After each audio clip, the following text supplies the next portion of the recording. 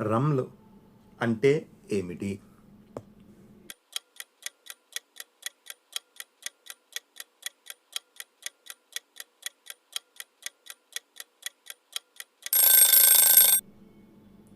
భుజాలు కదుపుతూ దగ్గరగా అడుగులేస్తూ వేగంగా నడిచే ప్రక్రియను రమ్ల్ అంటారు. రమ్ల్ ఇస్తిబాలు తవాఫే కుదూముల్లోనే చేయాలి, ఇతర తవాఫుల్లో చేయకూడదు. తవాఫ్లోని 3 ప్రదక్షిణల్లో రమ్ల్ చేయడం ప్రవక్త సల్లల్లాహు అలైహి వసల్లం గారి ఏ సంఘటనకు సంబంధం కలిగి ఉంది?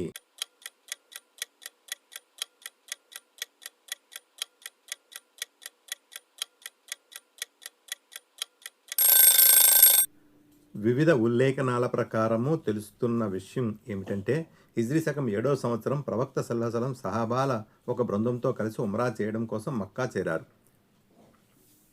మదీనా వాతావరణం వారిని బలహీనపరిచిందని మక్కా ఖురైషులు గుసగుసలాడసాగారు.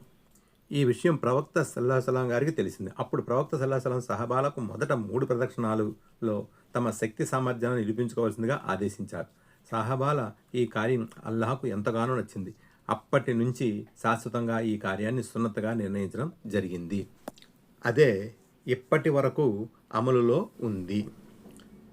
ప్రవక్త సల్లల్లాహు అలైహి వసల్లం తవాఫ్ ప్రారంభించి రుక్నే యమానీ వద్ద ఏం చేశారు?